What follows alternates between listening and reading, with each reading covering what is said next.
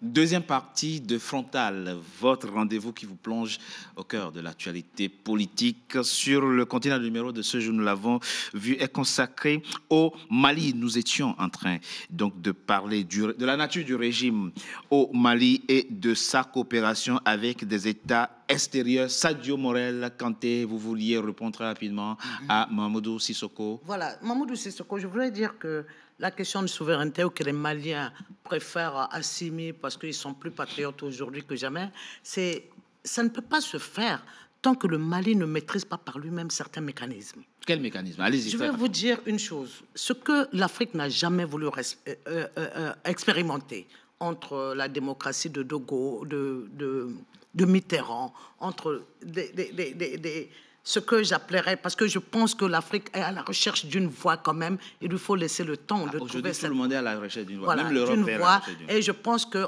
c'est le déclin du système occidental, que le pouvoir se retrouve aujourd'hui plus au sud et à l'est qu'en Occident. Très bien, mais restons au Mali. Maintenant, quand nous restons au Mali, je vais vous dire que le Mali, le Sénégal, avait créé la Fédération du Mali. Ils voulaient l'étendre. Ils ont dans leur constitution jusqu'aujourd'hui que pour la souveraineté de l'Afrique, ils peuvent se départir de partie ou totalité de leur pouvoir pour l'intérêt de l'Afrique. Ça veut dire que c'est des mécanismes proposés par les pères fondateurs qui n'ont jamais été expérimentés, justement, qui veulent une Afrique une où les décisions, c'est-à-dire changer carrément. Oui. Ça, on va en parler dans la troisième partie de notre émission. On parlera ça dans la troisième partie, mais parce que des initiatives se prennent dans... mais donc ça ne peut pas se faire dans le morcellement, et qu'aujourd'hui, si vous regardez le jeune Doumbia en Guinée, dans la Guinée, justement, qui a expérimenté, et la Chine et la Russie, après avoir chassé la France, qu'est-ce qui s'est passé? La Russie et la Chine faisaient des extractions de matières premières qu'ils emmenaient dans leur pays avec les machines qui disaient être en panne, pour ramener les machines vides. Donc voilà pourquoi Doumbia, qui a sa littorale, qui a sa monnaie, qui ne veut pas se mêler d'un partenariat... Ça, c'est un point important. C'est un point important. Sadio Morel Kanté. Alors, très rapidement, professeur... Non, mais vous savez... C'est toujours la même prudence, à la fois dans la réflexion et dans la rhétorique. C'est-à-dire, comment faire en sorte... Je n'ai absolument rien... Je sais, je vous pose la question pour qu'on circonscrive le débat. Comment faire en sorte pour ne pas quitter encore une fois la gueule du loup pour aller se jeter dans la gueule du lion? C'est l'équation que pose Sadio Morel Kanté. Mais écoutez-moi, la question qui est posée, c'est... J'ai un problème. J'ai un problème.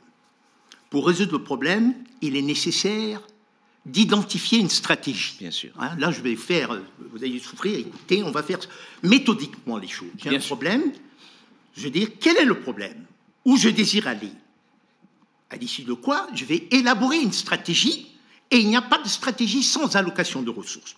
Voilà formellement comment on va pouvoir résoudre, en définissant une vision, une mission, et en répondant aux questions où je désire aller, comment j'y vais, avec des moyens définis. Maintenant, la question, l'autre observation qu'il y a, c'est que lorsque je fais un choix stratégique, il faut que j'ai la liberté de pouvoir faire mon choix stratégique. Et j'ai la possibilité de me tromper sur mes choix stratégiques. Bon. Ça, c'est là. J'ai la possibilité. Je peux pas élaborer une stratégie, mais elle n'est pas optimale eu égard au problème que j'ai à résoudre. Ça fait 60 ans qu'on se trompe quand même. Comment? Ça fait 60 ans que... Non, mais nous sommes en train de parler... le cas de les 60 ans, l'Afrique n'a jamais tenté une expérience par elle-même depuis... C'est vrai. Mais arrêtez! Elle n'a jamais tenté une expérience. La seule expérience qu'on a voulu tenter, c'était Sylvanus Olympio. Sylvanus Olympio a tenté l'expérience qui a été de dire « je vais diversifier les partenaires avec lesquels je vais travailler. » La France lui dit « non, vous travaillez seulement avec moi. Sinon, vous ne pouvez pas utiliser le franc CFA. » Auquel cas, Sylvanus Olympio, qui était économiste, a dit « mais qu'à cela ne tienne, je pars monnaie. » Mais je voudrais rappeler à ma copanéliste que la Fédération du Mali, moi je l'ai vécu à Dakar. J'étais né au Sénégal, j'ai vécu la Fédération du Mali. Mais est-ce qu'elle sait que Houphouët-Boigny a écrit, c'est rappelé dans les mémoires de Focard, il s'est opposé systématiquement pour que la fédération de Mali ne voit pas le jour. Et qu'il a créé l'entente pour que le Mali, qui avait toute une histoire, ne puisse pas régner. Ça, ce sont des réalités. Nous sommes amnésiques.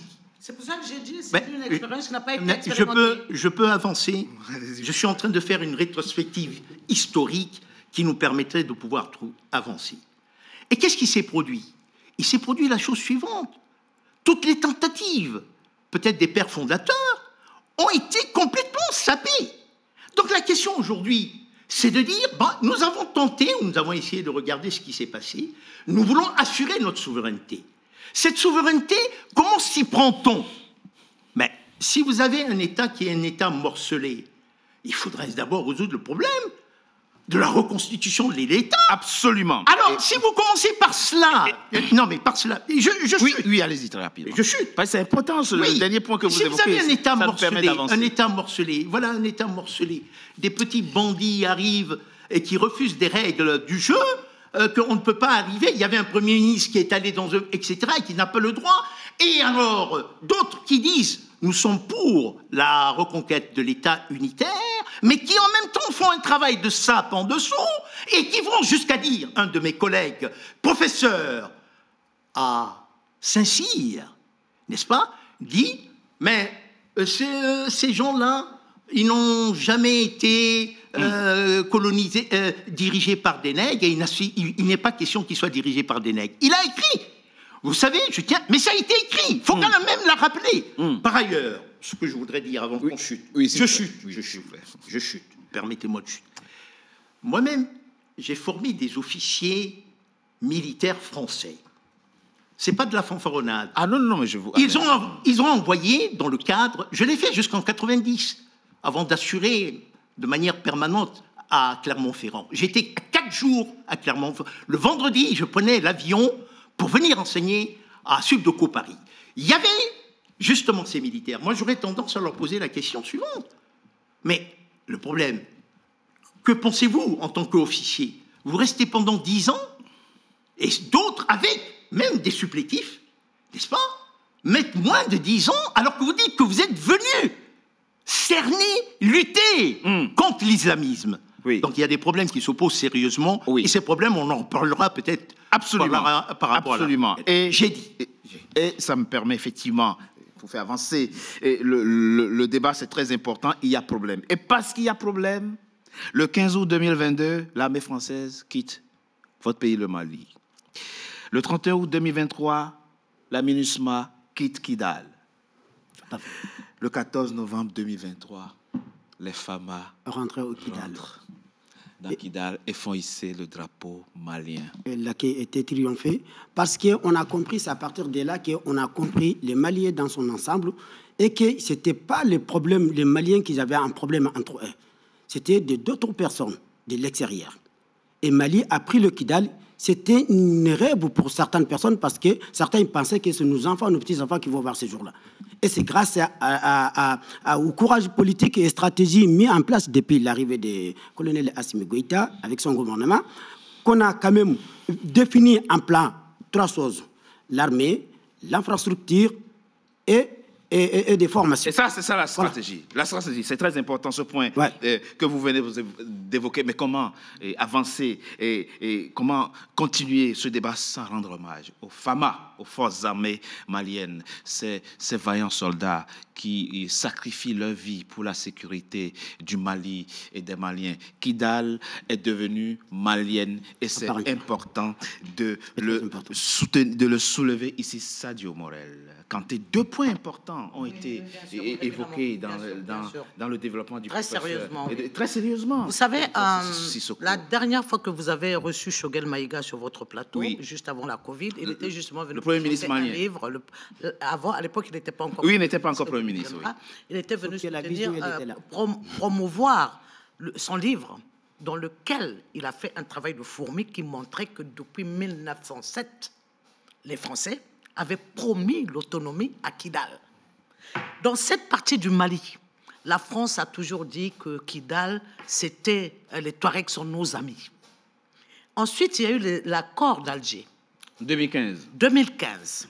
Qui était fait maintenant pour les Français. Bernet en disant que oui, Kidal, ça reste une affaire maliano-malien, nous on s'occupe de djihadisme. Et pendant ce temps, l'accord d'Alger ne s'appliquait pas.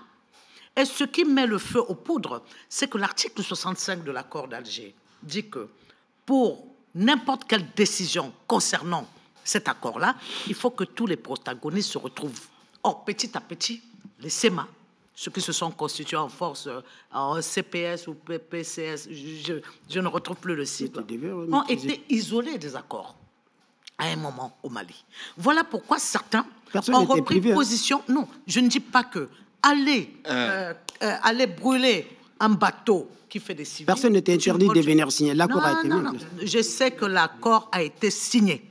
Je parle de sa mise en application qui a été fait en sorte que des Touaregs ont été isolés. Voilà pourquoi ils vont reprendre leur position et vont commettre la bêtise de tuer des Maliens qui se trouvaient au sein d'un bateau pour manifester leur mécontentement à la non-application, selon leurs vœux, du truc. Et n'oubliez pas non plus que l'Algérie, la grande Algérie, dans cet accord-là, n'a jamais joué franc jeu.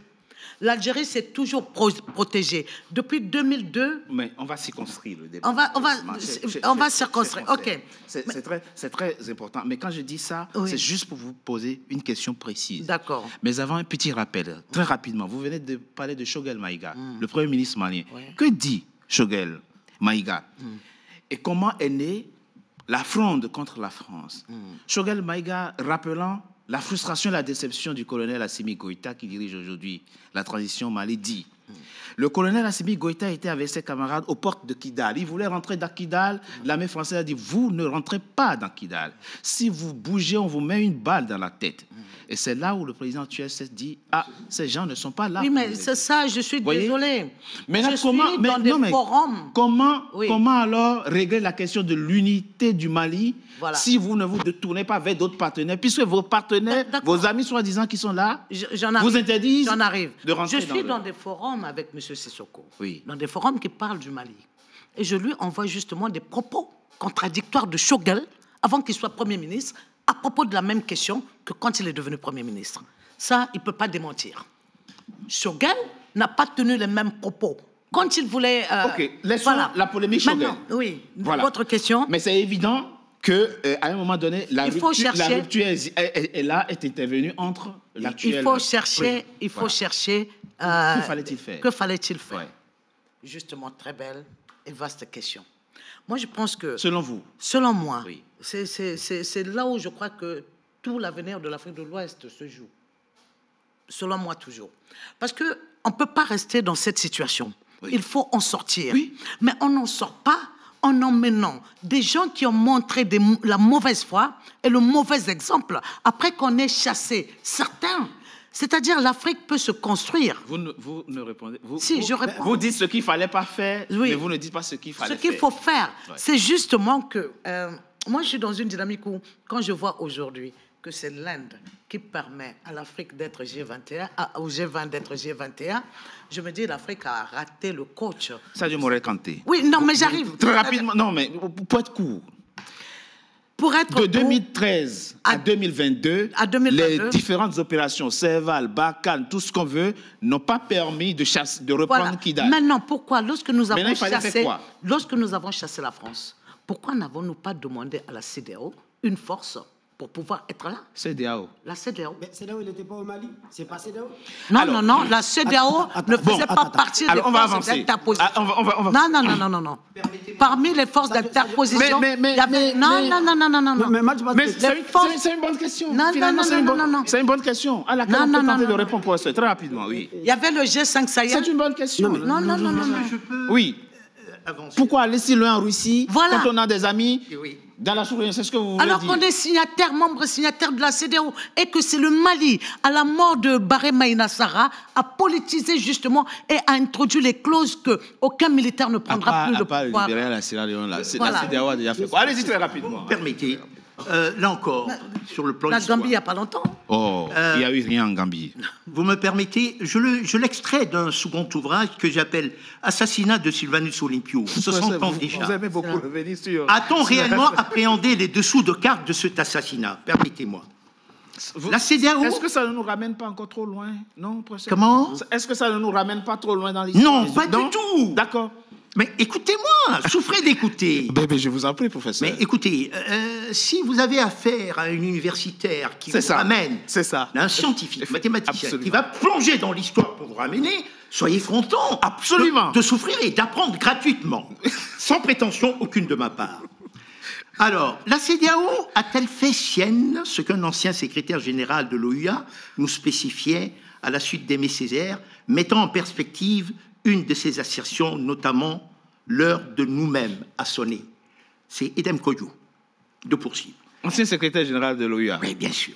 Fini les atermoiements, les assertions, les compromissions que nous étalons à la face du monde pour pouvoir ensuite accuser le monde. Fini les soumissions secrètes, les stipulations pour autrui volontairement consenties, puis plus tard dénoncées. Fini les déshonneurs, fini toutes sortes de perversions que l'on prétend expliquer par la main étrangère et qui confinent à la trahison. Nous sommes majeurs, jubilaires, vous êtes majeurs. Le continent est majeur et il doit se déprendre éperdument des volontés étrangères, des pressions étrangères, des immixtions, des concepts imposés de l'extérieur. L'heure de nous-mêmes a sonné. Plutôt, a sonné l'heure de la servitude volontaire, magnifiée sans embâche à la face du monde, la plus grande honte de l'humanité, exhibée par l'économicide d'une nation pour avoir commis, prétendu, une les crimes lèse-majesté en exerçant de jure et de facto sa souveraineté. C'est ce que je dis. Ce n'est pas faire preuve de médisance en énonçant que la CEDEAO s'est illustrée avec brio par un acte jamais posé dans l'histoire de l'humanité, a fortiori celle de l'Afrique esclavagisée, colonisée, en exécutant ce que la nation victime a désigné avec une méthode, l'agenda caché, qui faisait la joie des turifères de vacher la pousse et de feindre d'ignorer les contributions haïtiennes. Edem Kodjo, c'est « Et demain l'Afrique », c'est ça, non? « Et demain l'Afrique ». Je me souviens avoir déjà lu ce « Et demain l'Afrique ». Edem Kodjo, le Togolais, c'est ça, « Et demain l'Afrique ». Il est important. Oui. Moi, je voudrais bien que la copanéliste prenne position, mais la réalité, elle est la suivante. Est-ce que le travail de Assimi Goïta est un travail qui s'inscrit dans la dynamique de la reconquête de la souveraineté? C'est d'abord ça la question à laquelle il va falloir répondre objectivement. Oui. Et alors, pour s'inscrire dans la reconquête de la souveraineté, la CEDEAO elle-même, qui n'a pas été à même de constituer des armées ou de mettre des ressources pour traiter d'autres problèmes, la CEDEAO même, qui était confrontée à des coups d'État civils, qu'elle n'a pas su trancher. Voulez-vous que moi, en tant est-ce que j'entends coup d'État? Mais bien sûr. Mais bon, on peut avancer. Les troisièmes mandats. Oui, mais je vous explique. Mais si vous voulez. Est-ce que je peux terminer? Bon, allez, rapidement. Terminer, et puis je reviens. Non. Parce que la charte de l'Union africaine dit que quand il y a un coup d'État, 6 mois après, ils ont fait ça 6 mois après, il n'y a pas de coup d'État. C'est-à-dire, ce qui serait bien, c'est de revoir comme Mewe, DJ Awadik se constitue pour dire plus jamais de troisième mandat et que cela soit inscrit dans je dis, d'ailleurs, vous connaissez ma position, je suis pour la dissolution de la CEDEAO, illico presto. Absolument, bon, vous l'avez dit. Oui. Absolument, et c'est pas la première fois que je le dis, et mieux encore, parce que c'est assassin, mais de mettre la situation que le Niger vit actuellement, privée, pour une seule personne, comme s'il a vu d'une seule personne les 30 millions, les 20 millions nigériens. On comprend bien que pour vous, professeur, la CEDEAO a perdu toute légitimité et a montré toute capacité à résoudre les problèmes. Il faut qu'elle soit... Non, mais la dislocation doit avoir lieu illico presto, au moment où de dissoudre, de casser les grands ensembles, il faut les renforcer. Non, oui, mais leur donner la possibilité d'exister pour nous. Est-ce que c'est un monologue? C'est pas en cassant et en créant des ensembles. Madame Kassé, est-ce que vous prenez l'élégance de se laisser chacun argumenter? Lorsqu'elle argumente, je lui laisse le choix. Et je voudrais aussi que cette réciprocité. Sinon, nous donnons un triste spectacle au monde de manque de maturité. Non, mais alors c'est vrai, professeur, je dois dire, comme nous sommes. Ça fait partie du débat, c'est pas une insulte. Hein. Non. Oui, mais Madame Kassé, en quoi nous avons professeur, mais c'est ça la richesse, écoutez, la chance d'avoir un professeur, c'est que nos professeurs qui sont des gens très très cultivés, même surdoués, et ont cette faiblesse quand nous sommes limités dans non, c'est pas cela. Non, mais j'ai su faire. Vous savez très bien que je vais dire mon temps. Le problème n'est pas là. Je parle des principes de réciprocité. Lorsque la dame s'exprime, je la laisse s'exprimer. Absolument. Et je voudrais que quand je m'exprime... Oui, absolument, professeur. Voilà, c'est tout ce que je demande. C'est une règle. Après, maintenant, elle a la liberté. Heureusement, tous les doigts ne sont pas pareils. C'est ça. Mais tant mieux. Absolument. Justement, la question n'est pas là. Donc, ce que je voudrais dire, c'est-à-dire qu'aujourd'hui, le problème qui se pose au niveau du continent africain, c'est la reconquête de sa souveraineté. Je vous remercie. Je propose qu'on marque une coup de pause. On se retrouve dans quelques instants pour la troisième et dernière partie de notre émission. À tout de suite.